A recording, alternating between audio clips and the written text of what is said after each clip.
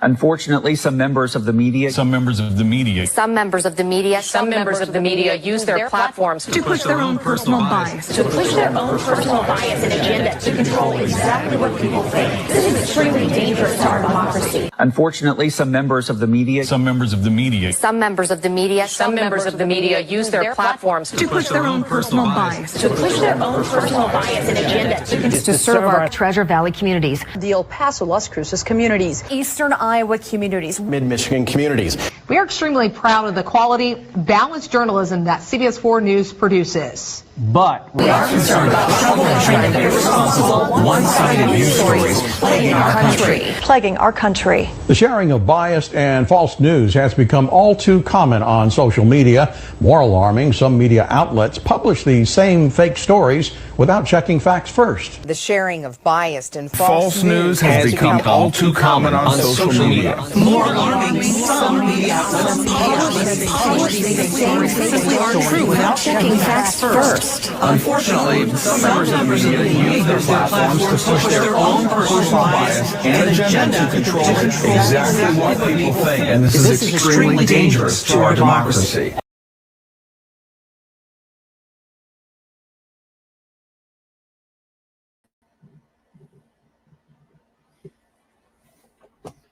And this is extremely dangerous to our democracy.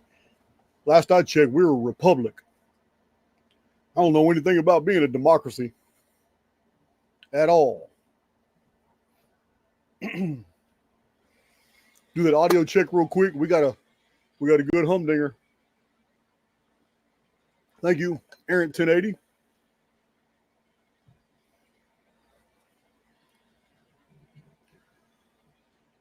Sir Arthur Conan Doyle, a master at getting us to suspend our disbelief into believing that Sherlock Holmes, the great sleuth of the turn of the century, was just he was just almost supernatural in his deductive reasoning, in the ability to strip away everything that wasn't true in order to see what was left behind. You know the quote. I did the quote in the description box. The quote is famous. Sir Arthur Conan Doyle is the writer of the Sherlock Holmes stories, but it doesn't mean that in perpetuating a fiction, he wasn't giving us some real facts. And that's what this video is about. We're going to strip away. We're going to talk about many of the things that we've made conclusions on. Many of these conclusions are supported with the fact that there's call outs to debate on them. That's how confident we are that we have some very detailed data sets that overturn some long cherished and widely published and very well-funded theories. So we're going to talk about those, but we're going to strip everything away. If we can isolate particulars that are untrue, no matter how many billions of dollars has gone into perpetuating them, if we can isolate all these things that just aren't real in the field, you're going to be surprised what's left. We'll get that toward the end of the video. In the summary, you're going to find out what's left. When we remove all the dross, all the deceit, all the distraction, as you'll see later in the video, distraction and deceit are the common denominators in everything that's perpetuated in the mainstream today, including the news. Man, Murdoch probably tickled to death about that video. Said, "Oh, they busted me. I sent the same script to everybody."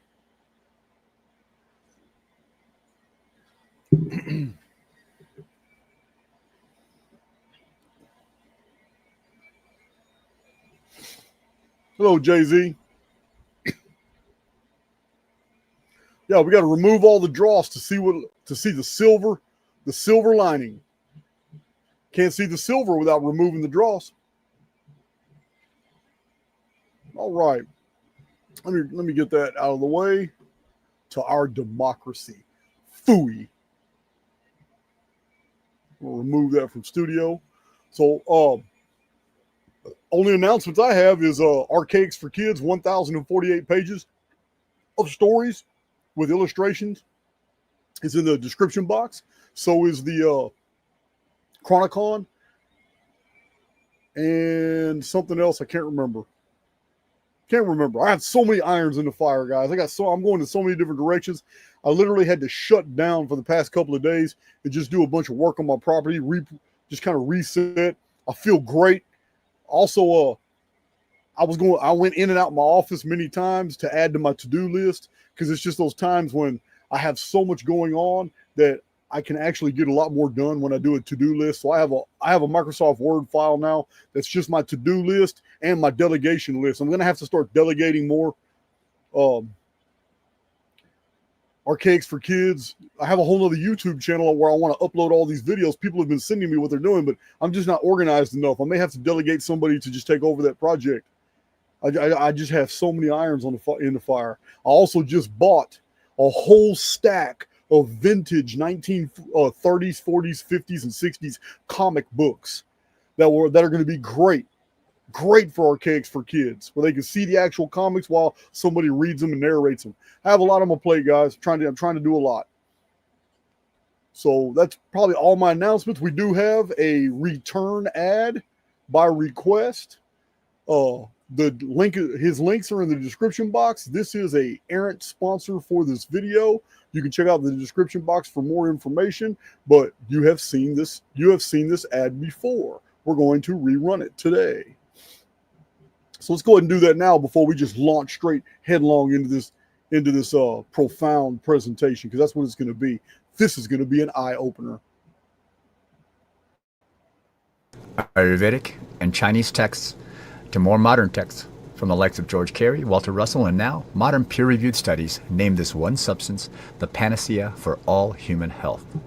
Asphaltum, mumio, the sand salt of the pineal gland, the literal kundalini rising, Shilajit, true Shilajit, not the so-called Himalayan cold Shilajit made in China, but nature-made Shilajit is the singular, most beneficial natural healing agent found on Earth.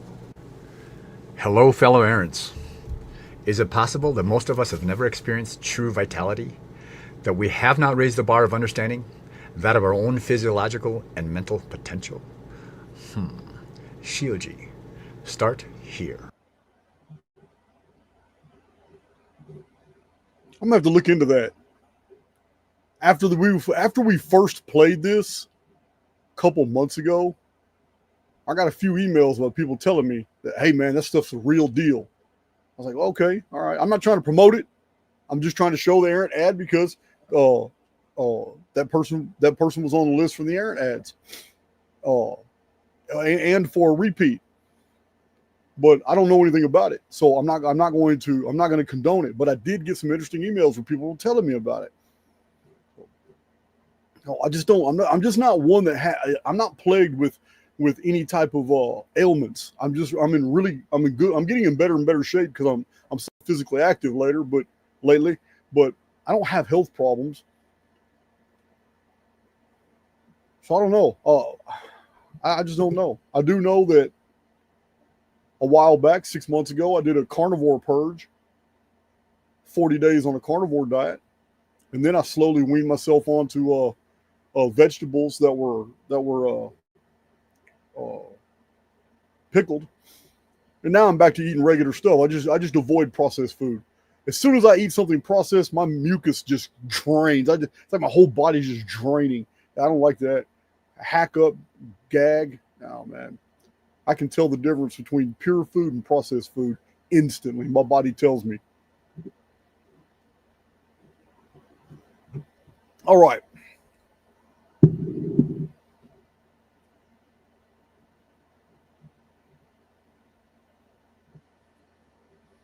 Let's see.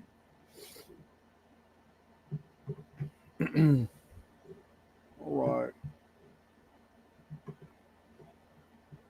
So let's move on to here. Yeah, Jay Hart, I get that. I saw your comments from one of the ads I ran in the past. I don't know who these people are. I don't know who that person was. But I may not be doing these very long either. I'm almost out. I got like 2 ads left. may not be doing it. I will be putting them on my website because I promised to do it. Let's see. But yeah, you guys just don't know. This world we live in, it's a beautiful place. I say it all the time. It's a beautiful place. But the more we find things are right. The more we look into things that are perceived as right, we find out how wrong they are. And the more we are blitzkrieged with information that something is true and correct, with a little searching, we find out we've been hoodwinked. It's totally false. It's wrong. We're living in a world we are saturated with so much data, and that we are led to believe that all it takes is a reasonable amount of intelligence to separate fact from fiction. But the more you look into almost everything in the field, you find out it's all wrong. It's all in error. And the more we learn about the venues, the platforms, the personalities, the publishers that are putting out all this information and that are having all these speakers and all these authors, the more we dig into them, we realize they are all a part of one major expansive apparatus to distract and to deceive. So it begs the question. We're going to get into it because it means something to us. If so much energy is sent into the field to distract and to deceive us, it begs the question of who we are. We're going to get to that later. But first, let's give some examples. LFG, I agree. Let's beep go. Can't say it online. I can't say it, man, but I appreciate the sentiment. Yeah, the Book of Revelation, stripped of all Judeo-Christian dressing. The Book of Revelation, the book of the future, the apocalypse, the end times prophecies, doomsday, Armageddon, all that stuff. The Book of Revelation, when you strip it from all its Judeo-Christian dressing, what have we found? What have we found? It is merely, when you remove everything Judeo-Christian from the Book of Revelation text. I've done a video on it. I show the two columns. Here's the Book of Revelation. Here it is without the Judeo-Christian dressing. And it is a blueprint, almost word for word, of the two back-to-back destructions that are prophesied to come in the Sibylline prophecies, that are prophesied to come back-to-back. The two sky dragons back-to-back in the prophetic poem 500 years old of Mother Shipton, back to back in the date index of Nostradamus, discovered by French scholar Mario Reading in the year 2040 and in the year 2046, two back-to-back world-destroying events. It's in the Book of Revelation. Just take away the Christian and the Jewish elements away from the text, and you have the Greek Sibylline oracles. You have the Ragnarok, back-to-back, fire and gravel, the rain of fire and a rain of gravel in the Ragnarok, in the Norse prophecies, back to back, just like the Sibylline prophecies, just like Mother Shipton, just like Nostradamus. You can't make this stuff up. It was a very simple exercise. All I did was remove everything Jewish and everything Christian, and all we were left with was an original Greek composition of two back-to-back destructions that will happen in the last days, a cyclical destruction, and these were written in past tense because they already happened in the past. And that's what eschatology is about, understanding that the more we look forward, all we're doing is reading the past. And the more we analyze the past, the more we learn about our future. Time is not linear. We are in a cycle. And after the cataclysm that we're waiting on in the near future, the two back-to-back cataclysms, after that, we will be returned to the new heavens and the new earth of Adam and Eve, the reset cycle. We start Genesis all over again, at least those that are still here. This is what we find. The Judeo-Christian elements that were added to the original prophetic material of the Greek prophecies in order to create what we know of as the Book of Revelation were designed to distract and to deceive. So, if time is not linear but demonstrably cyclical, like we show in Archaix, then we are moving toward a future event that on the other side is actually the earliest beginnings in human memory. The historical record literally begins on the other side of these two cataclysms for us.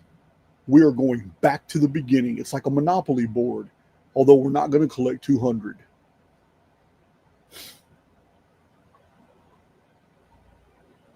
Yeah, when we do our historical studies about the cataclysm of the old time, the Adam and Eve reset in the serpent in the garden, in the destroyed world, when we do our homework and we go deep into the pre-flood world, all we find is a technologically advanced society that was completely destroyed, so much that the survivors thought a new heavens and new earth had appeared. They literally built their new dynasty on ocean beds because of a shift in the continents. The oceans were displaced and the continents became the new areas of the oceans, and the ocean beds became the new areas of man's kingdoms and dynasties. The same thing Mother Shipton said is about to happen in the near future. It's the exact same. Why? Because we live in a dark city world. You ever seen the movie Dark City, 1998? They showed you the truth. There is no lithospheric displacement. The sky is a lie. All movements in the sky. The ground never moves except goes up and goes down. Buildings go up and go down. It's a huge terrarium, and you're inside of it. And everything inside of it, all phenomena, is designed to distract and deceive. Every bit of it. Cyclical history means that the future is the past.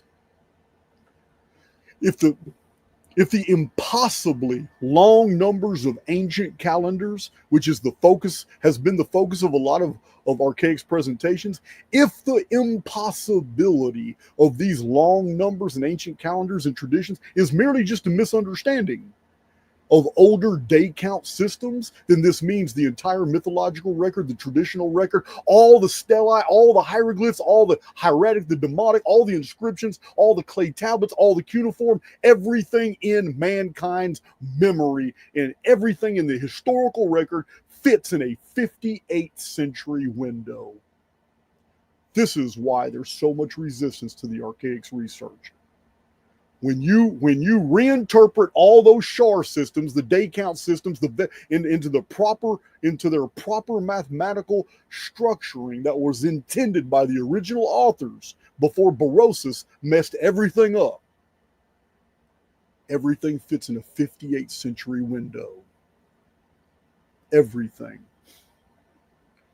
For any of you new to my channel that think this is hyperbole or grandstanding, I assure you, I have called out every professional and author in the field that I thought was even qualified to debate these things, and I've gotten radio silence.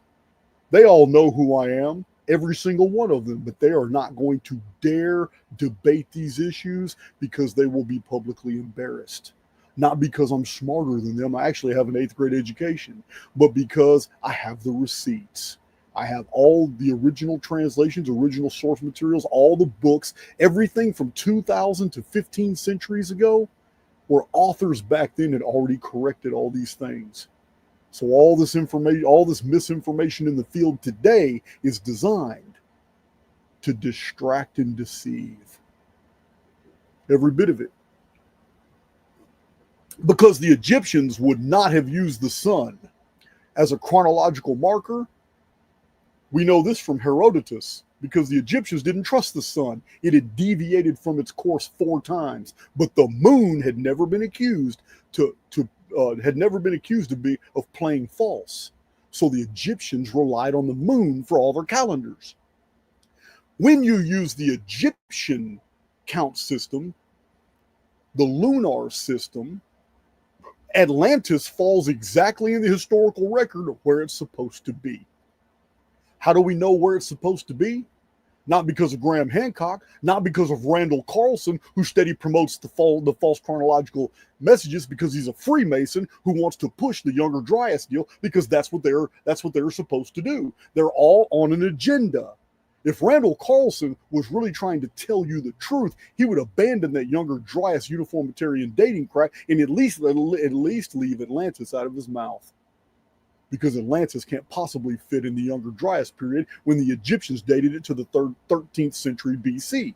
When the Solon Plato narrative puts it in the 13th century BC. That's not Jason telling you, that's the Plato narrative. How do we know? Because that's when iron first appeared in the Mediterranean. That's when canal works were first appearing in the Mediterranean. That's when the horse was domesticated in the Mediterranean and initiated Poseidon worship. That's when Athens was founded in 1365 BC, as any historian or archaeologist will tell you. And the entire war, the entire story of Atlantis is about the war against Athens, not the war against the giants and heroes and mythological made-up beings of a pre-Athenian society in the Younger Dryas period, according to Graham Hancock. No, all that's made up. It's all fiction. That's why Graham Hancock's taken backstage anytime Archaix has the floor. It's all distraction and deceit. Every bit of it. They know the truth. They've reviewed my material. I freely provided it to the public. PDFs to download freely. They know well the Archaix arsenal of data, and yet they remain silent. Why? Because they're a part of the apparatus of distraction and deceit. Oh, we're not done. We're going to go deeper in this video. Oh, this coffee's so real.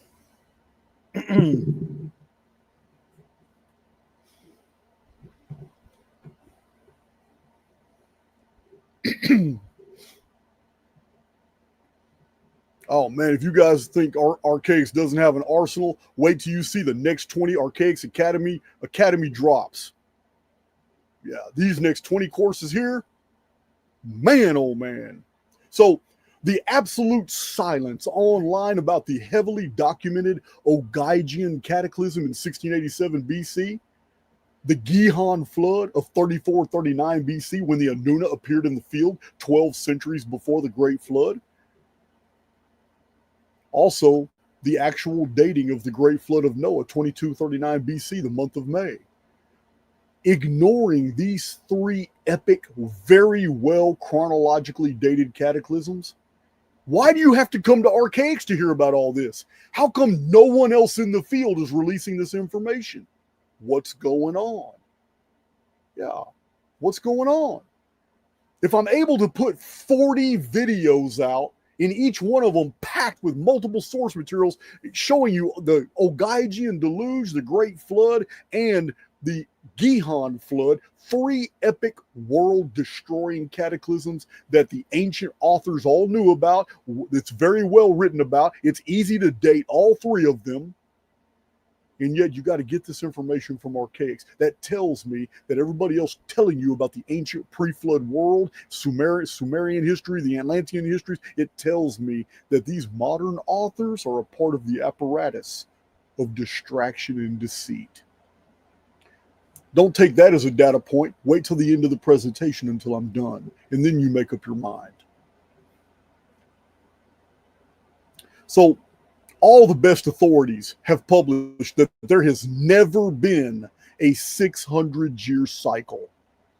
Remember that video? I showed you all these modern researchers and modern books tell you, oh yeah, there's never been a 600-year cycle. It was just it's in the mythology. It's not real. But in Archaix, I have overwhelmed you with references in old books to exactly that. A belief in a 600-year period, a cycle. Why? Why did you have to find out about that in Archaix, not elsewhere? Why? So all the best authorities have published that there has never been a 360-day year. It's a misunderstanding. The ancients just didn't know. we had 365 days. In the 4th and 3rd millennium BC, the Egyptians and Sumerians, they just didn't know. Even though they had developed the sexagesimal system and they had divided the heavens into 360 degrees of arc, and they had divided the day into 86,400 seconds, they had divided the day into seconds, minutes, hours, seconds, minutes, and hours. They had created the month system. Even though the sexagesimal system is very complex, they had developed entire calendar systems that could project thousands of years into the past and into the future. They just didn't know the day was 365 days. Total gaslighting. Of course they knew the day. They built whole temples based off the 360 degree sphere. The heavens were 360 degrees because every degree represented a single day. The heavens were in perfect sync with the calendar until an event that happened in 713 BC that changed everything. But why did you have to come to Archaix to learn this material? Why is this being promoted, that the 360 day was never a thing, when all the ancient records say the year was 360 days? And only late in the 7th and 6th century BC do we have any historical documents that say that all of a sudden calendars were being changed to 365 days. And it wasn't in different pockets of the world in different centuries. It was every culture in the world at the exact same time. The 6th century BC is when every culture in the world changed from a 360-day year to 365. This point alone completely overturns every single book ever published on archaeoastronomy, because they're all dating all kinds of things using the modern 365-day year and basing it on temple alignments and pyramid alignments that existed in the 3rd and 4th millennium before that year existed. So is this Jason just making this up? No. Look what they did to the Mayan long count. 1,872,000 days divided by 13 Mayan epics called Bactans, which equals 144,000 days apiece. The entire system is predicated only on a 360-day year. But these dumb acadummies, thinking that they knew more today than our ancestors knew in ancient times, divided the Mayan long count into the 365-day calendar. Totally butchered it. And they got 2012. Totally moronic. The Maya did not recognize the 365-day year until the very end of their civilization. And then it was just an add-on, because they had to add what were called the 5 unlucky days. These are not in the original Mayan mathematics. The entire Mayan system is predicated only on a common denominator, and it is 360. The Mayan long count at 1,872,000 days, 13 Bactans, is in no way divisible by 365. It's impossible. So why'd you have to come to Archaix to find that out? Why? I'm going to tell you why. Because all of those promoting the 2012 deal that got rich selling millions ago. You know many of their names. They're still in publishing today, but they're real quiet when they're on YouTube, or when they're on podcasts, or when they're on Joe Rogan. They're real quiet about how much money they made on that 2012 scare, when every single one of them had the same thing I did. They had a calculator. They could have done it themselves and seen that they were wrong. I published a book in 2011. Well, my publisher released the book in 2011, showing the world Mayan long count does not end in 2012. You're wrong. It ends in 2046. But every old book, every source, even Greek, Roman, Vedic, modern scholars agree that the modern solar zodiac, this isn't me making it up. I'm telling you, you can do your own homework. You can look encyclopedias. You can go online. The only people that are promoting that the solar zodiac of Aries through Pisces was older than the 7th century BC are those who are trying to promote some BS in the field. Because scholarship, people who have done the archaeology, done the homework, gone through all the ancient texts, it doesn't matter if they're Vedic, if they're Greek, if they're Roman, if they're modern scholars, they have all concluded, and it is widely published, that Aries through Pisces as a construct, a solar zodiac construct, was unknown before the 7th century BC. And yet Graham Hancock and Randall Carlson used this system to date things 10,000 BC. Younger Dryas, Graham Hancock stood at the edge of a kiva at Göbekli Tepe, looked down at a pillar, saw a scorpion effigy, and said, well, the pillar's lined like that. Look at the shadow from the sun. That Scorpio, Göbekli Tepe, was built at such and such date because that is the he ignored 60 other animals that are all on those pillars to isolate a scorpion and tell you that that's Scorpio. That's Graham Hancock. He's probably listening right now. That's why Mr. Hancock is always going to take backstage to Archaix. It's ridiculous. We need to issue Graham Hancock comic books because that's where his research belongs. It's just ridiculous. The Aries through Pisces zodiac was fully developed in Tetrabiblos by Ptolemy in 200 AD at the exact same time that the four Gospels, Tetrabiblos means the four books, at the exact same time that the four Gospels, Matthew, Mark, Luke, and John, which are all a solar mythos attached to the Jesus narrative. Yeah, the Jesus narrative is far older than Matthew, Mark, Luke, and John. But the four Gospels are added all the solar miracles and solar imagery in there of the ancient sun god, Mithraism. It added all these elements into the older sayings of Jesus, which were possessed by Marcion, who was a student of the Gnosis. Jesus was a concept. He was the greatest of all spiritual ideals. The sayings of Jesus was a literary masterpiece, and it was the Roman Church which turned it into history. But it took 500 years and killing about 5 million people to do it. That's the real history. There goes my dog. Somebody is somewhere there, not supposed to be.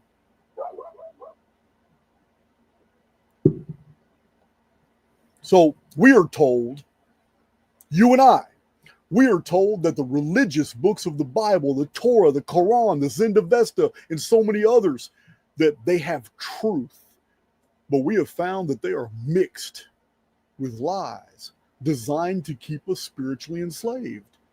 We're told the exact opposite. We are raised to believe and have faith in these divine holy books that were written by the behest of the Spirit or by God. But the more as we become adults and with discerning we go through these texts, we realize, wow, we've been sold a hog.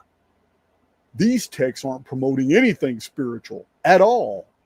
There is nothing.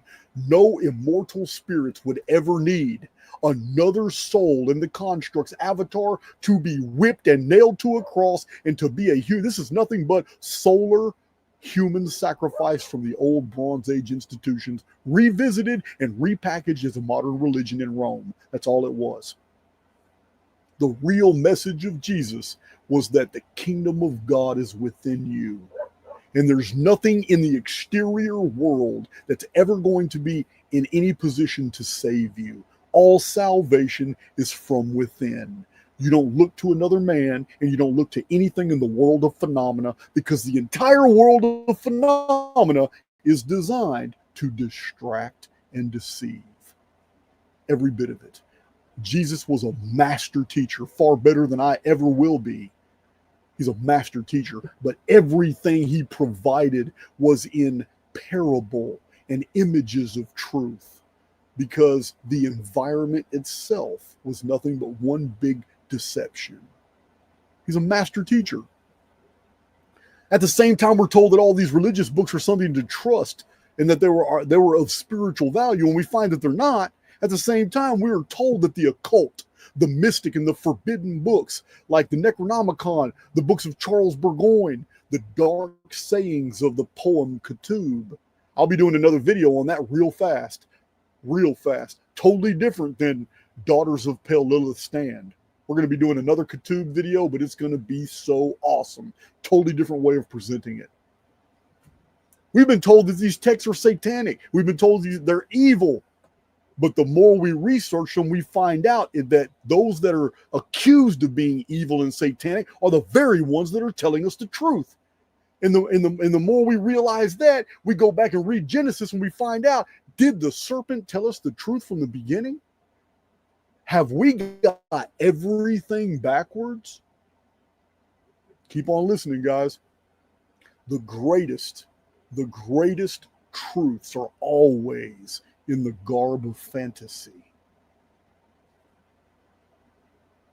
Remember, Sir Arthur Conan Doyle created Sherlock Holmes, but employing the logic of Sherlock Holmes, we can make sense of a fantasy world and separate fiction from fact. We are told life forms evolved over millions of years to become what they are today, but we have found the exact opposite to be true. Many animals alive today would have never survived the hostile environments of 10,000 years ago. They just wouldn't. And the worldwide Medusa effect has to be completely ignored by uniformitarians to even promote natural selection and uniformitarianism and evolution. How do you ignore the fact that fossil clam and oyster beds have been found from the bottom of the ocean and all the shells are closed? How's it possible? When these organisms die, their muscles relax and the shells open, but that's not how we found them. They were flash frozen like that. How do you fossilize a jellyfish? Little tiny plankton have been found in fossil state, perfectly preserved.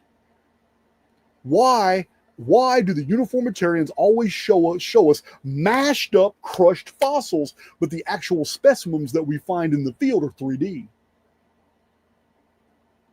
The fossilization process, we are told, it happens only under very unique conditions of high pressure and heat, crushing, and the mineralization of organic materials as silicates fill in as the organic materials decompose. But that's not what we're finding.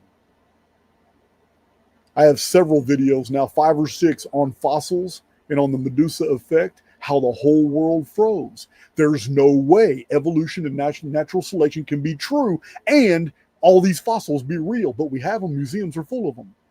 And it's not just any fossils, but it's fossils that are found at the bottom of the ocean beds in 3D of things that cannot be fossilized because they're invertebrate. They're jellyfish, all different species of jellyfish and kelp, all kinds of undersea plants found in perfect states of perfect condition in 3D, solid stone. How did the Medusa effect happen to the bottom of the oceans and to all the creatures on land at the exact same time? It's because the whole world froze. And if the entire world froze and the fossils are showing us all the life forms that we have today, then that means our world is not what you think. And there is no way the entire world can freeze from mountaintops all the way to the bottom at all. And yet still today, we have the exact same life forms in existence everywhere. What's in an aquarium has been found in solid stone at the bottom of the ocean. What's in your backyard right now, when you lift the rock, all those insects have been found in perfect three-dimensional fossil forms all around the world. Somebody's lying, and it's not the individual fossils that are found. So uniformitarianism, natural selection, and evolution is designed to distract and deceive. Every bit of it. So we're told that the internet was going to make information freely available everywhere, a tool that ended censorship, that brought the libraries of the world into your own home. This is how it was sold to the public. This is what they told us. And I understand when it first started, it was very slow. It was DSL, modem, all that, but it became exactly as it was advertised, except the exact opposite became true. It is an engine of government spying, intrusion, and censorship. You want to know the proof? The Archaix research is all from old books. And yet, when Archaix came into the field, everybody was shocked. Damn, what's all this data coming from? Some people were so turned off by all this new information that was coming, they left and have never been back. Because they're just not resonating with the truth. They're not resonating with all, because none of it was verifiable on the internet. All my critics have come forward trying to Google when they fact check me, instead of just reading the original books I cite. I try to Google over and over many of the things that I have brought to the table in Archaix straight out of the text of old books, and I can't find a hint online of these concepts, of any of this data. I have been accused over and over of making stuff up, but I give you the title, the book, the date of publication. There's nothing more I can do. I give it all to the public freely. It's in the videos. It's in my published books. And yet still people are turned off because they can't verify it by Googling. It's crazy. But that's exactly what I've been telling you since the inception of Archaix. That this is data coming from old books, and that the internet was never designed to disseminate information. It was designed to control it. Can't get more proof than that. Can't get more proof than that. We are told that Göbekli Tepe was deliberately buried, gaslighting the hell out of the public. When the truth is, there are hundreds of Tepe and Huyuk sites all over Turkey and Armenia and in Syria, all in that area. And they're all buried. None of them were found above ground. But they tell you, but the focus is on Göbekli Tepe. Göbekli Tepe, Karen Tepe, they were deliberately buried. BS. They're gaslighting you. What they don't want to tell you is that the hundreds of sites out there that are all just like that couldn't have been deliberately buried. There isn't enough manpower to deliberately bury all that, because the entire surface of Turkey, Armenia, and Syria has been completely covered over in about 60 feet of earth. Where did it come from? No humans did this. This was a cataclysm. The Tepes and the Huyuk sites are perfect evidence of a pre-flood world. And the earlier communities of the pre-flood world are now buried exactly where they were supposed to be, underground. Post-cataclysm archaeologists are claiming humans buried these, and it is absolutely stupid. It's stupid. We are told that Göbekli Tepe is 10,000 years old, when in fact, the handbag motifs that have been found on the pillars, the three-dimensional bas-relief animals that have been found on the pillars and on the walls, the bird cult effigies, and the anthropoid pillars with the perfect fingers over the angles. These are anthropillars. These are with the perfect fingers at 90 degrees right there on the pillars, are exact to Easter Island and Tiahuanaco and Ecuador. They're exact. And these civilizations all date between the 2600 BC to 1600 BC, ending at the Ogygian deluge. You're being gaslit. You're being lied to. Everything about Göbekli Tepe just mirrors the North American Kiva sites, which aren't even that old. They're not even that old. Everything about Göbekli Tepe, pushed by mainstream, is designed to distract and deceive. Every bit of it. We are told that 500-year-old maps showing ice-free Greenland and Antarctica are copies of maps from the last Ice Age period. This is exactly what Graham Hancock wants you to believe, and Randall Carlson. Yeah, you can't separate Randall Carlson from Graham Hancock. There's no separating the two. They promote each other. They're often interviewed together.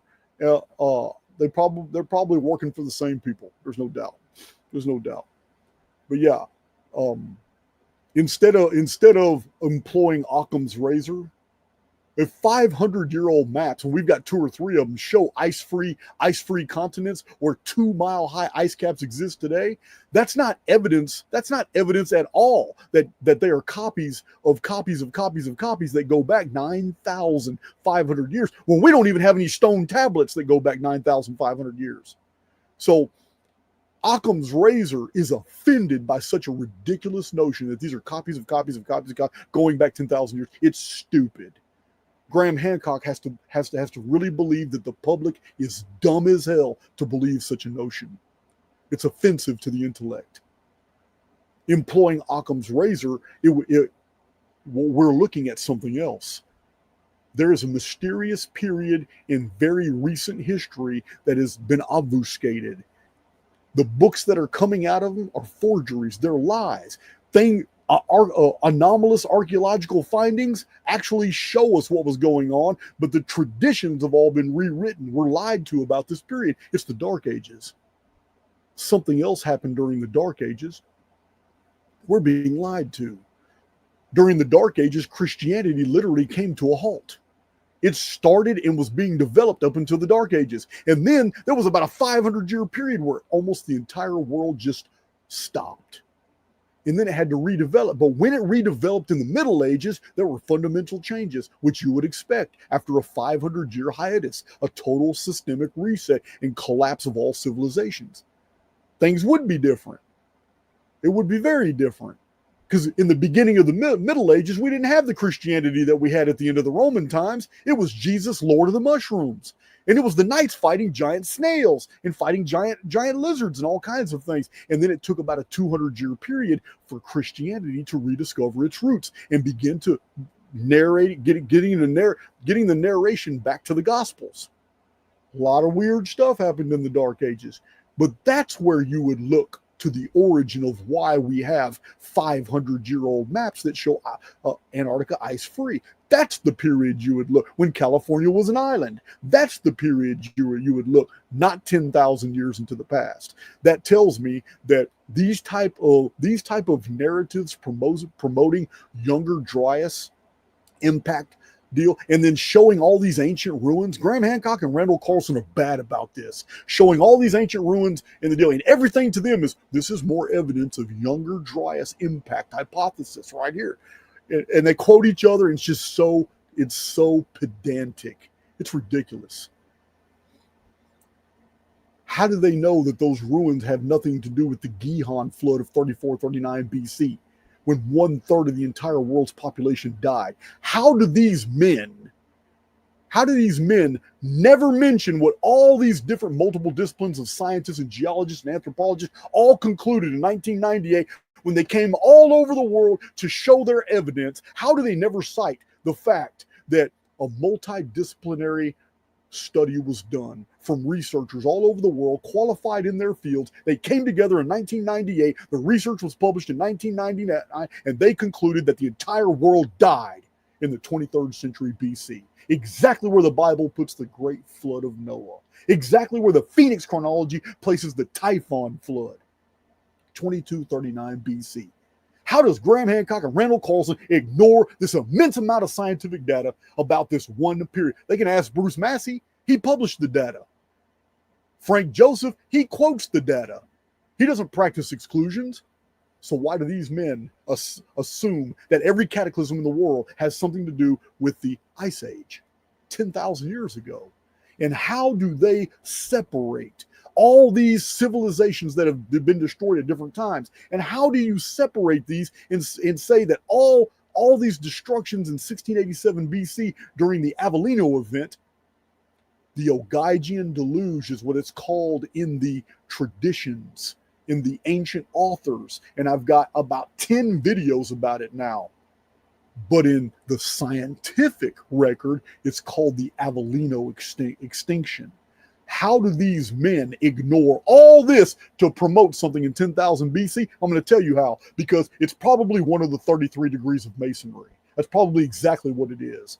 Go before the dudes, wear your apron, stand on a checkerboard deal, sacrifice a chicken head, hold up a chicken foot, and then turn around and read, I solemnly swear to deceive the public by telling them everything was destroyed in the Younger Dryas period. What I just asserted is equally as ridiculous as the Younger Dryas period itself. They're both ridiculous, so just pick which one is true. Doesn't even matter. Doesn't even matter. All you need to do is promote Younger Dryas, and have there's a whole slew of talking heads. What's that guy that played the child stealer in the 2012 Olympics? Man, I can always forget his name because he's so ridiculous. He went Christian recently. He's a part of the rising Christian right. You guys know who I'm talking about. Man, what's that dude's name? I can never remember this dude's name. That's how unimportant he is to me. Russell Brand. Thank you. Who was that? Duke of Prunes, thank you. Russell Brand is exactly what I'm talking to. Graham Hancock and Randall Carlson can sit side by side and just hoodwink an entire population of people and tell them everything, every mystery of the ancient world is completely answered in, let Graham Hancock say it. Well, it's going to be Meltwater Pulse 1b. Is when we had this window. This is Atlantis being destroyed. This is what Solon told us. It was 9,000 years. He's going to gaslight the shit out of you. All you have to do is have Russell Brand sitting with them, just nodding his head. Yeah, man. Yeah, man. Yeah, man. We read all about this. We already know. Everybody knows about Meltwater Pulse 1b. Man, the Three Stooges. Absolute Three Stooges. Don't ever let me go on Joe Rogan. I'm calling all these dudes out. Every single one of them. Man. So, we were told by some real brainiacs, I'm talking about really smart people, that the Archaix structure in the Sahara Desert is the remains of Atlantis, despite the fact that it is a scientifically verified collapsed dome from submarine surface pressure, meaning it was created when the Sahara was an ocean. So it's very old. It is a concentric rings because the dome is different sizes underwater when it collapsed from subsurface pressure. Now, Jimmy Corsetti is going to tell you it's Atlantis. I will say this, Randall Carlson isn't going with that because he's read the scientific material and he knows it's not Atlantis. He disagrees. So that's probably the only common denominator between Randall and I. But it's not. It is not Atlantis. It's not in the geographical location of Atlantis. It's not the same dimensions of Atlantis. Jimmy Corsetti got famous off of a fantasy. That's why he's going to always take backstage when I'm on the floor as well. He's a runner. As a matter of fact, he's on my Running Man t-shirt now. But it is so ridiculous. These theories that are promoted has nothing to do with the Plato narrative. Totally puts Atlantis in a different area, a different time period, because to accept the Archaix structure in the Sahara as being Atlantis, the only way that could be possible is if you date Atlantis to the Younger Dryas period. So Jimmy Corsetti is it's a double whammy on Corsetti. He's wrong 2 times over. He's probably wrong a lot more than that. I'm gonna leave him alone. It's really ridiculous.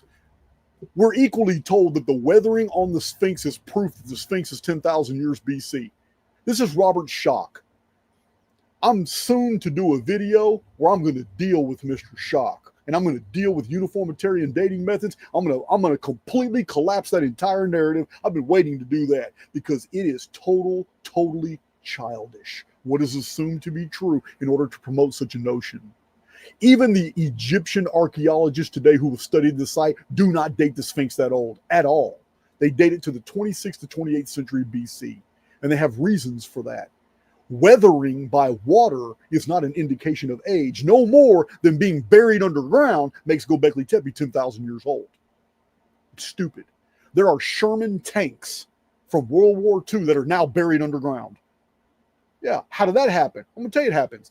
Thunderstorms, the weight of the tank, the ground liquefies, earthquakes, subsidence. Even an earthquake far away can create enough vibration where a liquefaction occurs and heavy weight sinks a little bit. Buildings sink. It's called settling. Everybody who's ever bought a new house knows what I'm talking about. You can hear the house settling for years. It happens. A Sherman tank that is now underground by 6 or 7 feet is not evidence of of World War II happening in 6000 BC. That is retarded. Göbekli Tepe, the Sphinx. The Sphinx is weathered really bad because it never had the protection of the Great Pyramids. All the Great Pyramids were covered in surface blocks, facing blocks. When the Mediterranean flooded because the North African plate suffered subsidence and it went down 300 feet, it put the Sphinx underwater. That's why the Valley Temple and that's why the Sphinx Temple are completely washed away. That's why they've never found evidence of all the mega blocks that were there. They know mega blocks were there, but nowhere in any of the Egyptian dynasties were those temples ever uncovered. Here's what you don't know. In the entire 26 dynasties of ancient Egypt, the Sphinx Temple and the Valley Temple were always underground. The Egyptians didn't even know they were there. Man, you're being gaslit to hell about Egypt and the Sphinx. The Sphinx was damaged simply because it was under the salt water of the Mediterranean, and limestone softens and decays. And it was also in the currents of the Mediterranean for 340 years, from the earthquake of 2239 BC and the Typhon flood that lowered Egypt to the 1899 BC earthquake that brought the North African plate back up. And it's the reason why in ancient records Egypt is called the raised land. Every bit of this is an historical record, a record that Mr. Hancock obviously does not know. We are told that the Anunnaki of Sumerian records were aliens that descended from spacecraft. They descended from the heavens. But the earliest traditions of the Sumerians have them not in spaceships, but as a mariner race in sailing ships. And their ultimate origin before they landed in Dilmun was a holy mountain that they descended. Why? Because the earliest Sumerians are nothing but a traditional memory of our future. Remember, time is not linear. We're in a cycle. So when we read of the bearded Sumerians who descended a holy mountain and built ships and then arrived in the old world and brought civilization and had technology and their infrastructure was intact, and it put them in a position to where they could take the daughters of men who were of a different race, and the different race marveled, because they were the sons of God were sexually compatible with the daughters of men. Two different races. And this is where we get the stories of how unusual Noah's birth was, because Noah was born unlike any of the indigenous Sumerians, who were black-eyed and olive-skinned with jet black hair. When Noah was born, he had gemstone eyes. He was ghost white skin. They'd never seen anything like that. And Noah's father accused his wife of having sex with the sons of God, the Watchers, because that's exactly how they looked. Bearded, white skin with gemstone eyes. He had every right to accuse his wife of infidelity. I'm not making these stories up. These stories can be verified by anybody in the Dead Sea Scrolls, in the Genesis Apocryphon, in the Lamech Scroll, in the Book of Enoch. The Anunnaki were nothing but the Anunna of Ki. They were humans. They were tall. They were Caucasians. They were bearded. The holy mountain was nothing but Mount Weather or one of the North American, because this is where we got the origin. The origin of the Anunna is North America, and they come out of a mountain. Could be any mountain. We have several. Mountain strongholds that lead to underground facilities. And when they came, this is what Mother Shipton told us. Mother Shipton told us that after the second sky dragon, after a period of time when the world stopped stinking from the ocean beds are now dry ground, and all the former dry ground has been washed away. It's now the bottom of the ocean. It says God flips the world. So all the ocean beds get pushed up and all the continents sink down. So everything man has ever built is gone. And we start over to new heavens and a new earth. This is soon after the appearance of the second sky dragon, soon after 2046. This is Mother Shipton tells us. And she also tells us in the 500-year-old poem that soon after this, men of like unknown wearing silver will come up out of a mountain, and they will travel the earth and gather everybody and do a head count. And they will begin to teach man how to plant, how to make clothes, how to make tools, and how to build the new dynasty on former ocean beds. How did Mother Shipton know this? Because we already did it in the past. Time is not linear, it is cyclical. When you look at the future, you're looking at what we did in the past. When you study the past, you are merely seeing what we did in the future. This is it. We are told by uniformitarians that craters, you guys know I did one. I did a video from a crater in Arizona. We are told by the uniformitarians that craters are meteorite impacts despite their perfect sphericity. Despite the fact that no bolides ever impact at 90 degrees. They all come at an angle, which would never create a crater. It would create a furrow. You all seen Superman? Superman came in and bam, created a big old furrow. Little old kid popped out this little meteorite egg.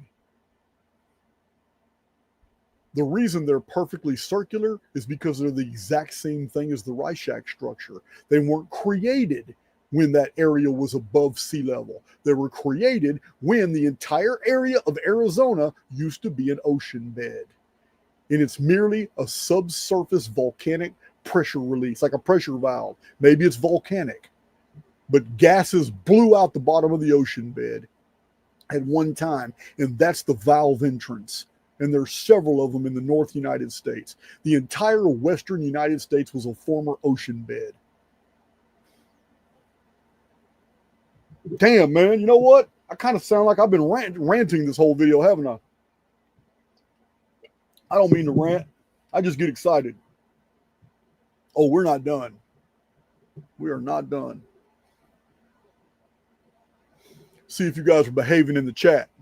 You guys behaving out there? We got some more deep stuff to cover.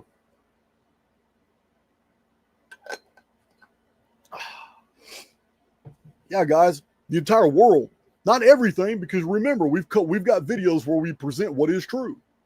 So don't think I'm saying everything is untrue in the world. I'm just addressing what we've discovered to be untrue. But you know, we live in a world of protocols, and these protocols are true for every single one of us here. If you don't breathe, you die. If you stick yourself with a knife, you're going to bleed, and it's going to be painful. These are universals that are true. Axiomatic conditions are true for every one of us.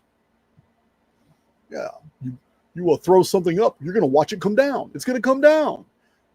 And because we live in a universe that has axioms, then that means there's structure here, and structure absolutely implies design, and design implies purpose, and purpose implies that there's a reason you're here. This is Sherlock Holmes reasoning. This is how you employ logic. You strip away everything that is untrue to see what's left behind. This is how you learn. All right, everybody behaving in the chat. I got some great moderators. Kudos to my mods.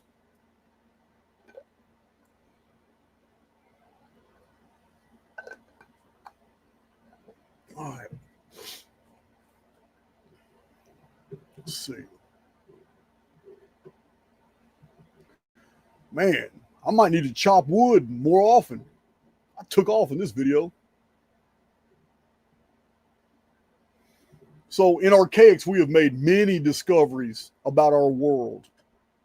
We've already covered the Mayan long count. We know it was never 2012. We published that back in 2011. It's not 2012. It was 2046. Same as the return of this Nemesis X object. Same as the second Sky Dragon of Mother Shipton. Same as Douglas Vogt, the Diehold Foundation. Conclusion, pole shift, 2046. Same as David Davidson, engineer, 1926, published a book. In his book, he drew a diagram of the Great Pyramid, and his own research shows that the Great Pyramid is a three-dimensional geodetic calendar that shows when time will change. In the last year of the present cycle is 2045. So you can pretty much surmise that the first year of the next timeline is 2046. This is David Davidson. Has nothing. David Davidson was dead before I was even born. He has no idea of what we have uncovered in the Archaix research. He published this in 1924. It's crazy. Oh, 2046, Nostradamus. Also, according to the date index of French scholar Mario Reading. Can't make this stuff up. We have discovered that great epics and religious texts are all post-reset compositions by survivors. Nobody sat and wrote at the same time all these events were going on. It never happened. Every single historical episode, every cataclysm, every disaster, every appearance of a holy man, everything is always an ex post facto composition. All all creations of religions and all that are all post-reset. Everything. We learned in Archaix, and the videos are here free for you to see, that the Delphic oracle, the oracles of Dodoni, the oracles of Didyma, the oracles of Olympus, of Apollo, they weren't predicting the future. They had hoodwinked the people. They were intelligence agencies, and they were exchanging information, and they were paying for information from all the harbor masters and all the ship captains, and they had runners going everywhere. This is why they made people wait. People waited weeks and months for the oracle to suddenly have an epiphany and then call somebody in, and all it was waiting for a runner to bring the right intelligence. They were the most sophisticated intelligence apparatus in the world, and yet the common people thought they were predicting the future, that they were oracles. They were not. We learned in Archaix that the Great Wall of China isn't even Chinese, that it's of Roman construction, Roman measurements, using Roman materials, and that it was built during the Roman height of the Roman Empire. We learned that the Great Wall wasn't even a wall. That's a bullshit narrative. They weren't keeping out the Mongols. The Great Wall was designed that way so piracy wouldn't happen, so banditry couldn't happen. It kept the Silk Road elevated over the ground, and it made travel so much easier because it was the Amazon of the ancient world. It's where a tremendous amount of merchandise carried in backpacks and rucksacks through all these towers that are a Roman mile apart on a road that's exactly a Roman width for a Roman road all the way across Asia to the Pacific, where Max Egan did even more research and found all the underwater keys and all the shipping lanes and everything. He found it all by satellite. Here in Archaix, we found out that the story of Jesus is a literary masterpiece. It was not historical at all. We learned that Rome changed Jesus into history. We've learned that apologetics is the church's damage control against people learning the truth of its falsity. That's what apologetics is. Yeah, I really wanted to debate that dude, Wes Huff. Yeah, man. You know he's a part of the control narrative, part of the Christian Reich. Yeah, I got almost 1,000 videos. I've never gone viral.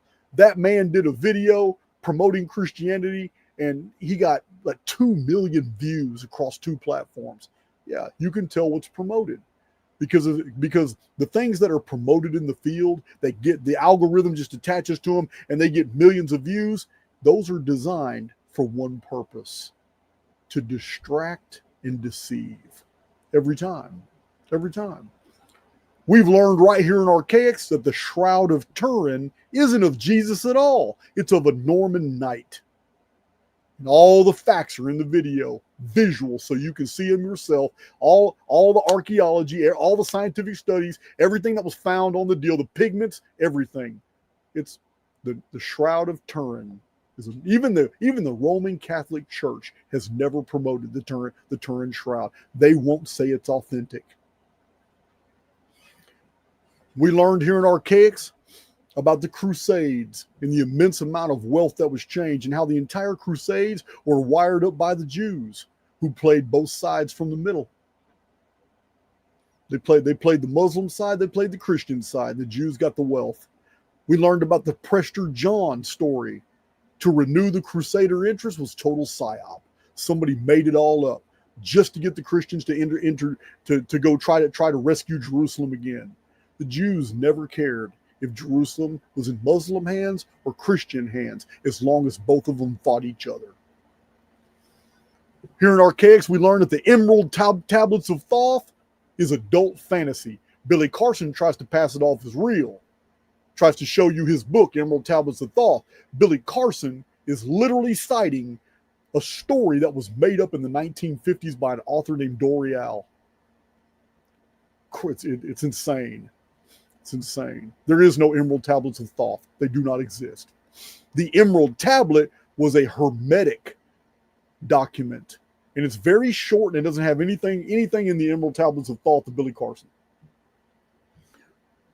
So if everything is designed to distract and deceive, then we need to take a closer look at all these operations in our life that we take for granted, all these things going around, all these things in the field, in mainstream media, in social media, because if everything is designed to distract and deceive, then it changes who you are. You're no longer just one human in a collective of humans just trying to make it in this world. Because if that was the case, the controllers have all the money and all the militaries and all the intelligence agencies, and they have all the means necessary to totally enslave you. You wear a collar around your neck. You spend your whole day on your hands and knees picking vegetables for the rich and elite. That's not happening. You're actually kind of free, because you can stop listening to this video right now and go find something to eat. You can go out to eat.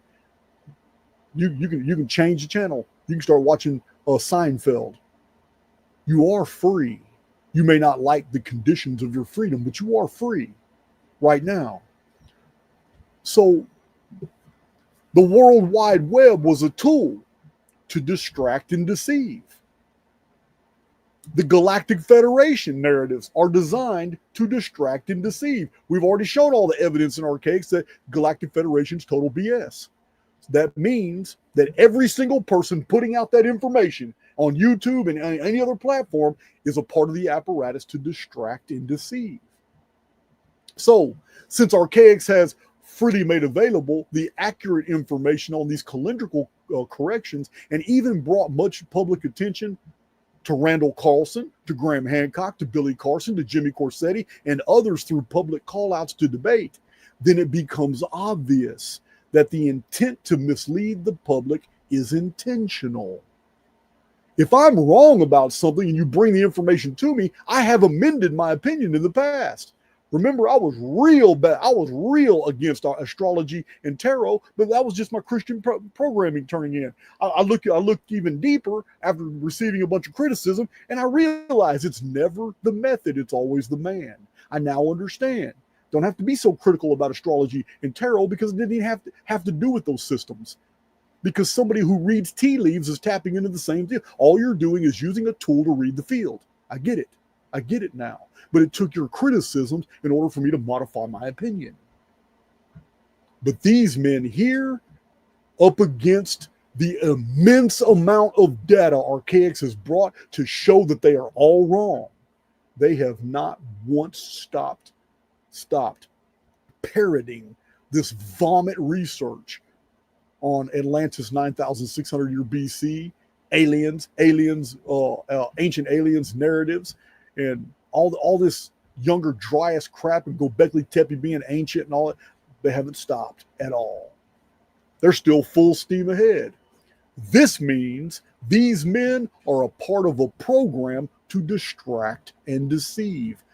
That's my opinion. How can I have a different opinion based off these facts? How? You tell me in the comment section. So, because gigantic mainstream platforms like PBD, Ancient Aliens, Gaia, Joe Rogan, Forbidden Knowledge, Ancient Apocalypse, these are huge. They continually host guests spewing out all of this falsified information, falsified calendrical information, BS archaeology, cherry picking all kinds of uniformitarian relative dating method dates, and ignoring so much other research in order to promote what they're claiming is fact. Total gaslighting. Then it becomes obvious that the intent to deceive the public is a part of a social engineering program, a program to distract and deceive, and all these platforms are in on it. The platforms are in on it, just like the individuals that they interview. This is a family we're talking about. We're not talking, this isn't coincidence. There's no way all this can be coincidental. This is what's going on. You're living in a world where you are being bombarded with personalities and with platforms that have a vested interest in making sure that you do not know the truth about the world you live in. Because I'm telling you now, once you understand the world you live in, you will understand who you are, why you are here. It's the only way. It is the deductive reasoning way, Sherlock Holmes. We have to remove all this BS in order to see what's left behind. That's where we're going in this video. Theories theories with almost zero evidence outside imagination, such as Tartaria as technological or magical kingdom, such as a millennial rule that had already happened, such as star forts being anything other than cannon batteries, star fort fantasies of Satan's little season, ancient aliens. All of these are heavily pushed and have a lot of venues and personalities pushing them across multiple platforms. But despite overwhelming data, the Phoenix chronology and phenomena is completely ignored. You don't hear about it ever unless you listen to Archaix, ever. And yet I have whole published books and hundreds of videos and hundreds of articles showing all the evidence of this. Way more data than any of these men have to promote any theory that they've ever had. And yet, the Phoenix chronology and Phoenix phenomenon is totally ignored. So, this means that all these other narratives are designed to distract and deceive. These modern authors like Graham Hancock and others use archaeoastronomy to date ancient sites without acknowledging that in recorded history, the sun has deviated from its course 4 times. You can't cite Herodotus as an authority to cherry pick what Herodotus says about things that you want to promote and then totally ignore that the man said that the sun has deviated from its course 4 times and that this was so critical that the Egyptians would not even use the sun to factor time. They used the moon. That's pretty serious for an entire civilization as old as Egypt to not even trust the sun. That they would only use a lunar calendar. And we've already documented in Archaix. Anybody who's read my Chronicon will see all 4 dates where the sun deviated its course. The Egyptians were not wrong. They told the truth. They told the truth. So, with these established facts, this means archaeoastronomy output is false, and its use by these authors is designed to distract and deceive. You can't go to Turkey and look at an ancient kiva and look at one of the pillars that was designed to be underwater at one time because it was a kiva. It's a pool. And look at the 3D effigies of different animals, and then look on the side of a pillar underneath some handbags that you don't want to talk about because they show something else. But you're going to look on this pillar and see a scorpion and then tell the public, oh, well, that's Scorpio. And because it's in juxtaposition to this and this, that would be the age of Scorpio. That means Göbekli Tepe is 10,000 years old. It's younger dry. It probably has something to do with Meltwater Pulse 1b. Man, when I'm done with this video, I'm going to wash my mouth out with soap. Just thinking about that drivel. So in Archaix, we have seen an immense amount of data freely made to the public. And the Jewish calendar isn't even old. It's only dated to about 450 years ago. Interestingly enough, almost with the popularization of the printing press. Freemasonry, the entire corpus of alchemical treatises, all 33 degrees of Freemasonry, all the alchemy and hermetic material of the Renaissance era, Rosicrucianism, the Pilgrim Society, the Jesuits, every bit of it is of Jewish composition. Every bit of it is a Jewish construction, as is the Old Testament, which is not even 2,000 years old. People think Christians are led to believe that the Old Testament goes back to that Moses actually wrote it, when a lot of it's in third person, as if they're talking about Moses. It's ridiculous. Biblical scholars know that there is nothing about the Old Testament that even dates before the 3rd century BC. The Old Testament's not no. It was almost written just within 50 years before the New Testament was written. So concerning religion and history, everything Jewish concerning religion and history seems to be designed to distract and deceive.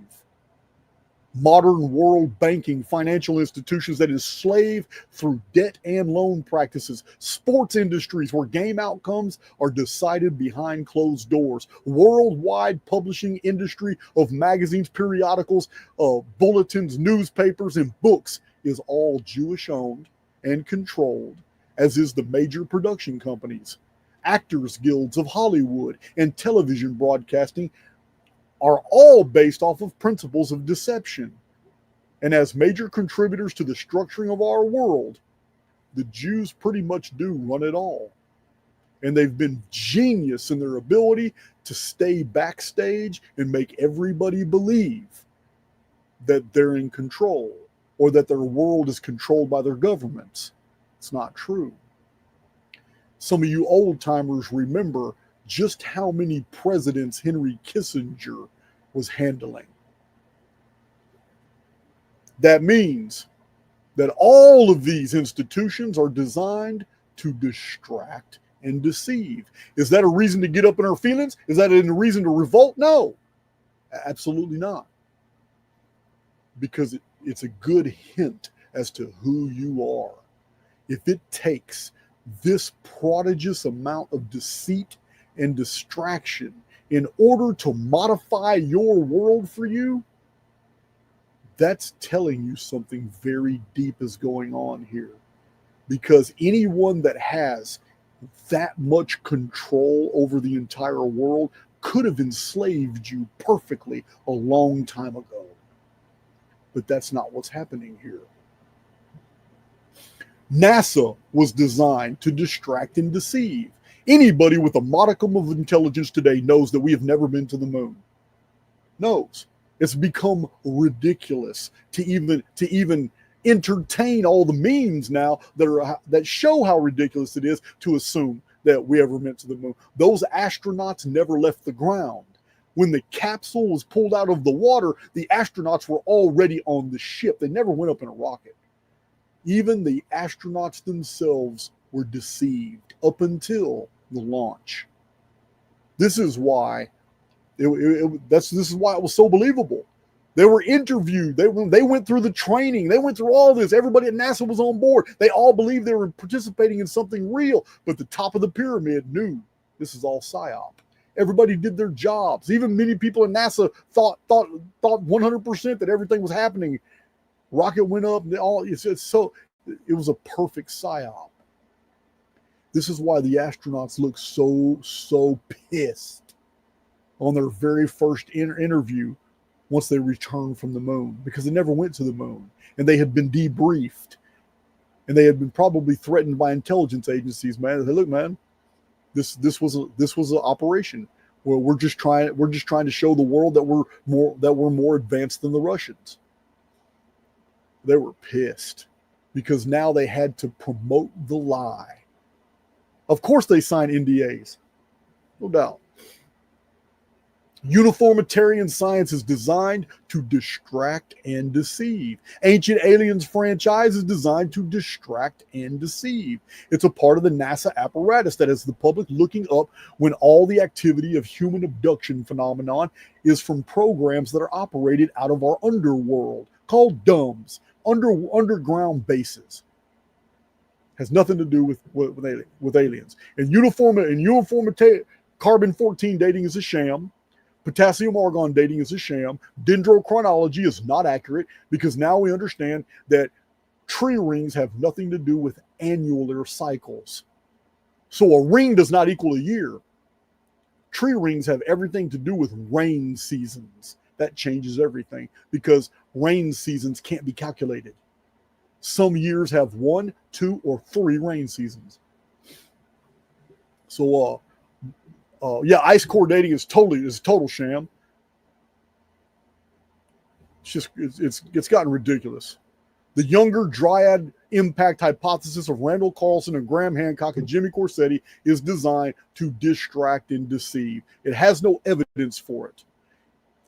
And I'm going to tell you now, if a cataclysm happened 10,000 years ago, if something fell out the sky and destroyed the world 10,000 years ago, it still doesn't have anything to do with the human historical record, because everything in the human historical record fits within 58 centuries. Even the advent of writing. Every bit of it fits within 58 centuries.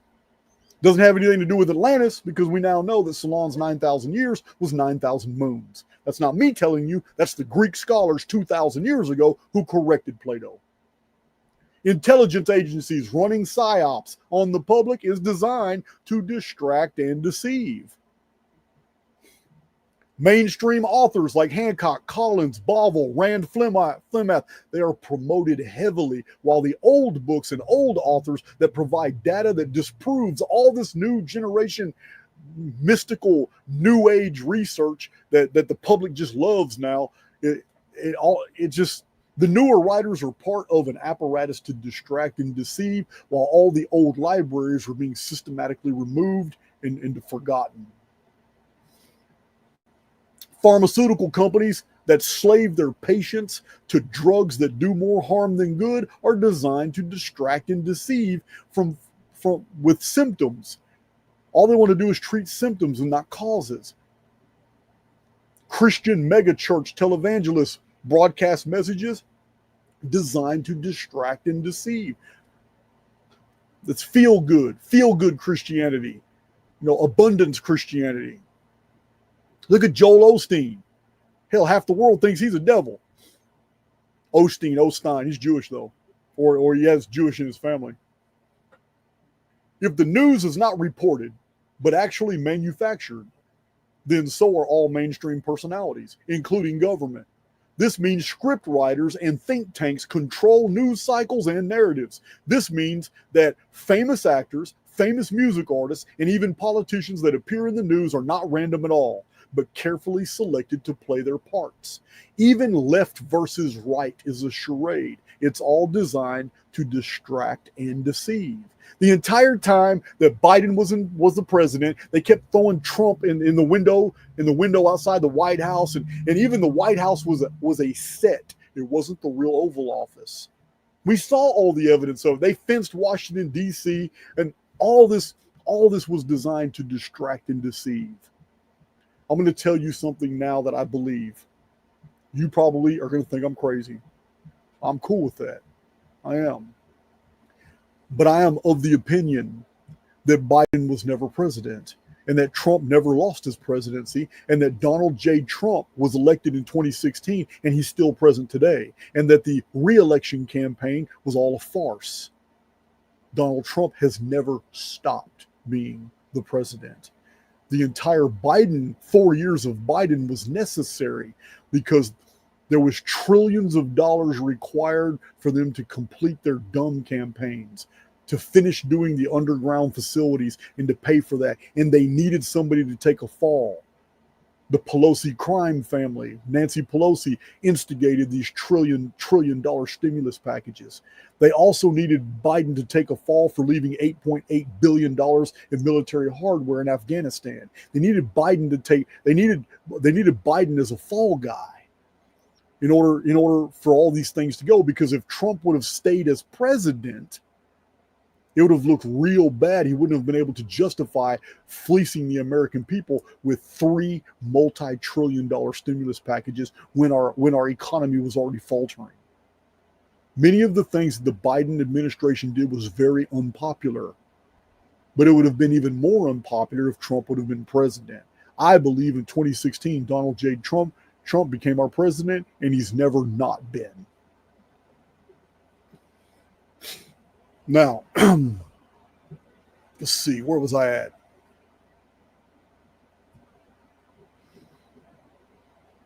Now, don't get me confused with MAGA. I know I got some new listeners. I am not a part of the MAGA deal. I don't agree with politics. I believe 100% that Donald J. Trump is controlled by a Jewish faction. I believe he's married into a Jewish family, and that's it. That's it. He's a part of the distract and deceive tactic. 100%. So most alt media sources have been hijacked by mainstream agents, so they too now distract and deceive.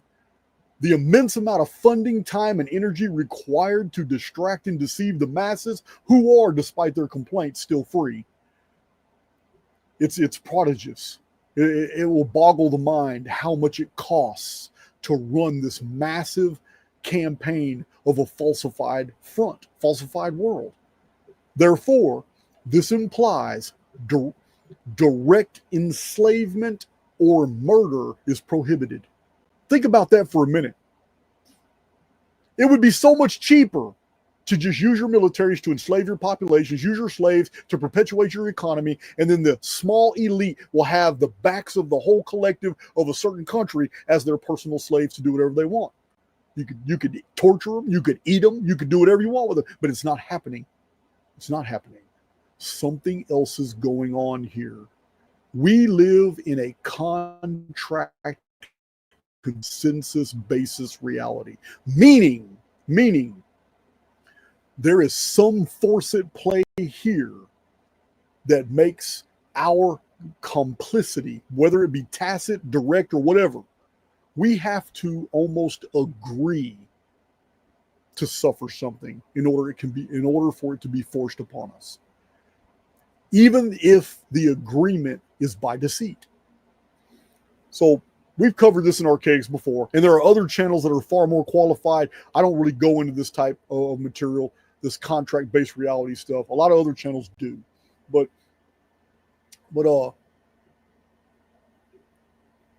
if the controllers who have all the power, money, and military to do whatever they want choose not to enslave you directly, but instead use your resources, they're using our resources to distract and deceive us. They regard us as cattle. So they regard themselves as something much higher. But you're not a slave. You feel like you are, but you're still free to do a whole lot of things. Why? What is the restraining force that keeps them from just all out doing what they want to do? The fact that we are not slaves, we are not collared, we're not indentured servants, the fact that we still have rights, privileges, and immunities, even though they're waning, and even though the media tries to promote that they're being all taken, and alt media shows us we've lost this, you're still free to go to Walmart. You're still free to go watch a movie. You're still free to go fishing. You're still free to do a whole lot of things. Yeah, you got to get a fishing license. There are attachments to those freedoms, but you're still free to do all kinds of things. No one's forcing you to have the mate that you have right now. You can change your mate. The government's not making you do anything. Now, marriage is a contract. Marriage is a contract and the government's involved, but you got to annul that contract in order to go to somebody else. But you're still free enough to even mess around. I'm not promoting that. I'm just showing you.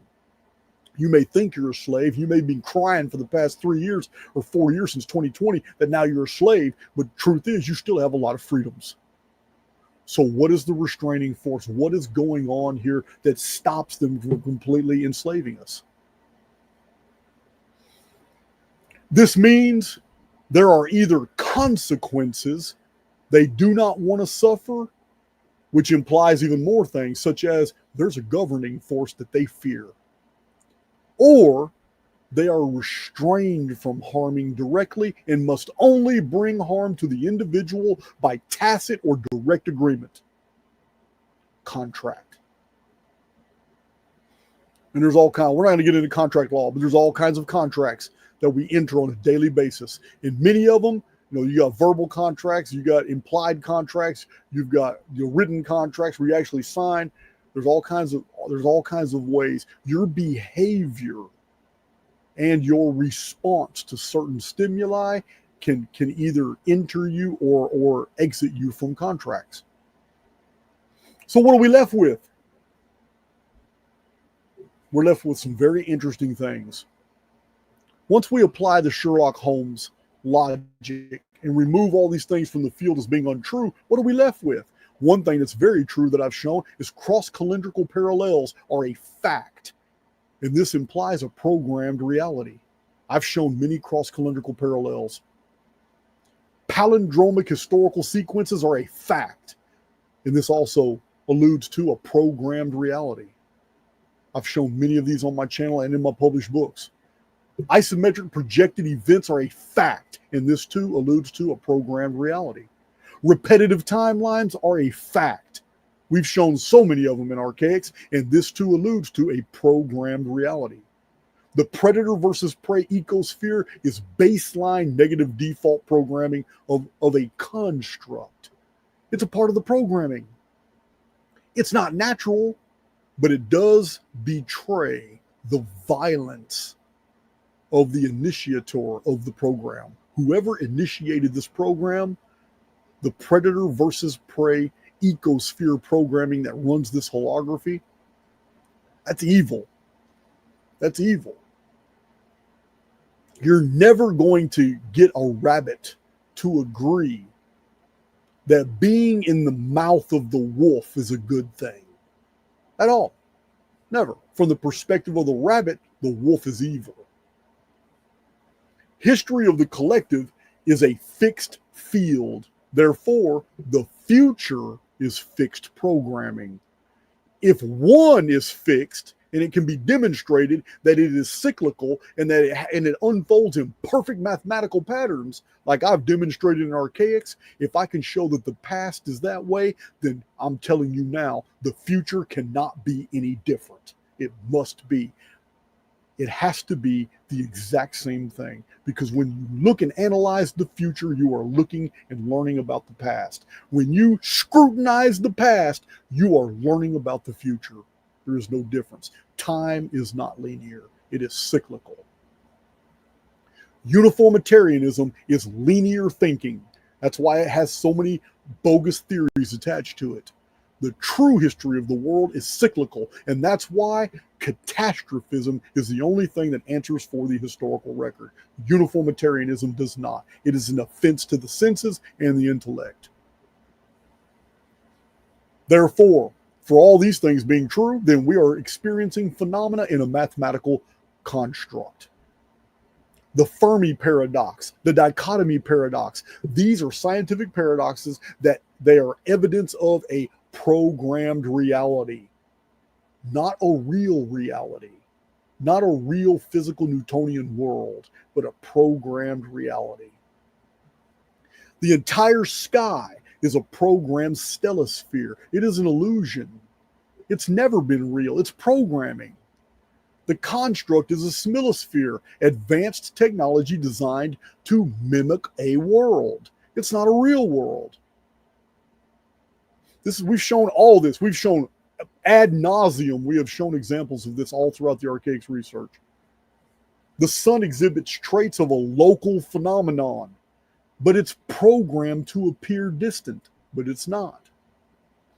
Men and materials are vectored out of the construct using orb rangefinders. We have showed this over and over and over.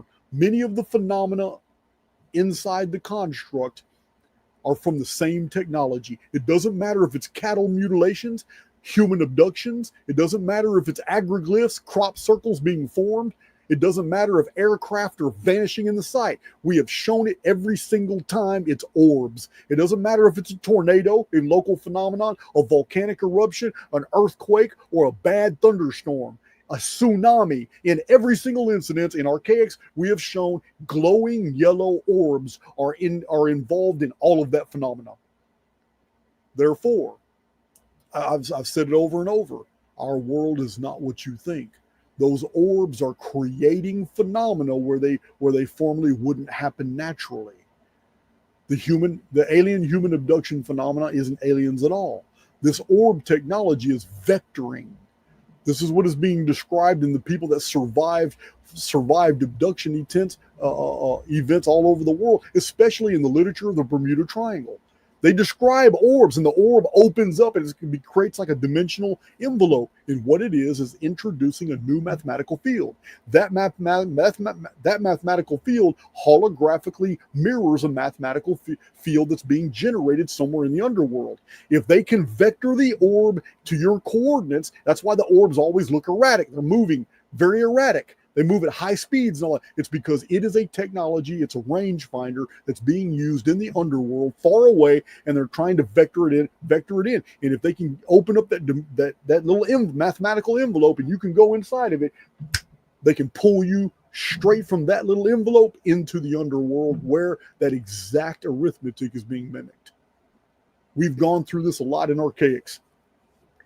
But the same orbs are seen inside volcanoes right before they erupt. In particularly bad thunderstorms, the orbs have been seen in the clouds.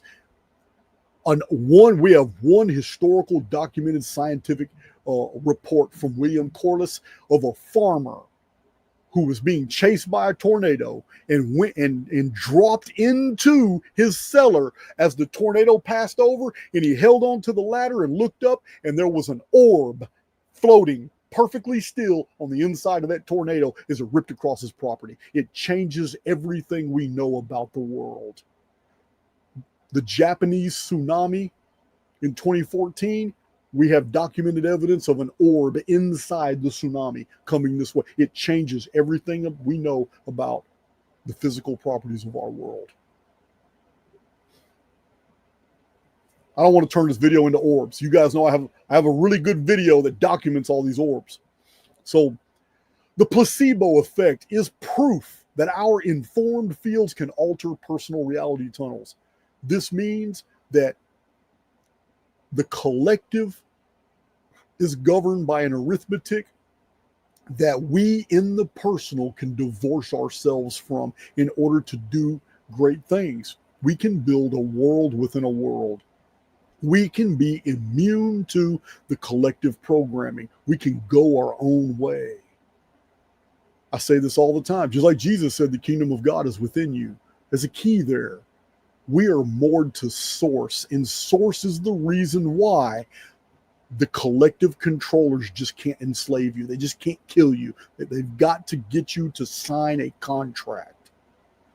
However that signature appears, by your tacit behavior, implied, your follow through, whatever you do. So this experience, it involves Mandela effect, synchronicity, coincidence, deja vu, all the hallmarks that this is not a physical experience, but a perceived one.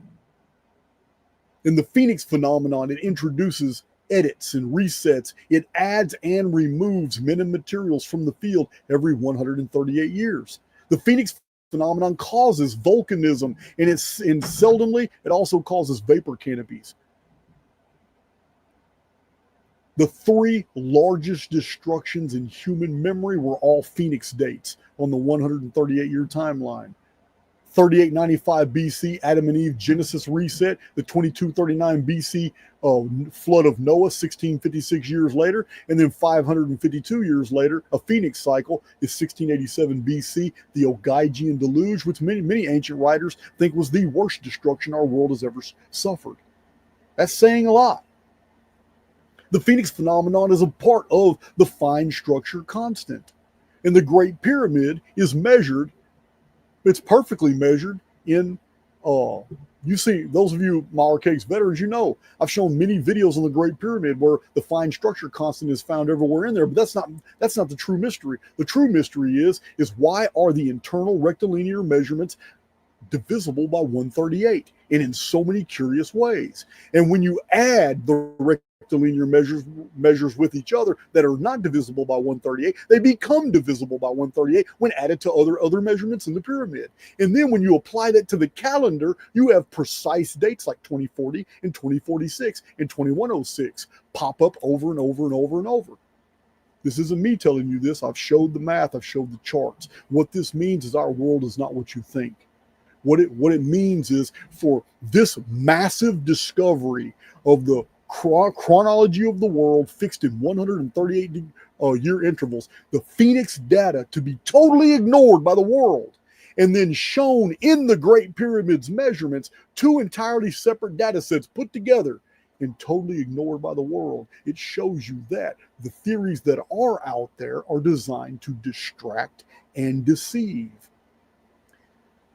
Apparently, there's a governing force that's not allowing anybody to destroy this data, because I've already sold 1,000 and something drives to every continent in the world. There's people that have my 4 terabyte drive everywhere where all this data is preserved. Many people have printed all this up on paper. So what governing force, what benefactor force is out there that's keeping us from being totally enslaved? How did they ever let me send all this data all over the world? How is it possible? So we have a benefactor, and that changes who we are. Proof that we have a benefactor is the fact that we're free. Yeah, that freedom comes with conditions, and yeah, the conditions are more so than they were in the 60s, 70s, and 80s, but we're still free. We're still a community of souls, pilgrims and sojourners, flowing through this experience together, all enjoying each other's presence right here in the chat. Right here in the chat. And we do this routinely. Why? Because there is a benefactor. We are moored to something that makes us far more powerful than anything that we can suffer inside the construct. This is what gives me hope. This is what gives me strength on a daily basis, knowing that I am more than I suppose myself to be. And that despite all the deceit and distraction in the field, there's still some of us that know the truth and have access to it. That's my presentation, guys. Anything more than that is just going to be rambling, and my coffee got cold.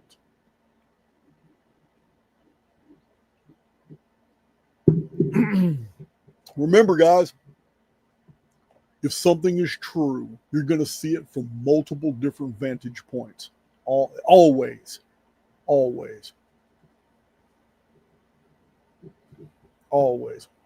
1 hour and 45 minutes. Man, I'm getting good at this.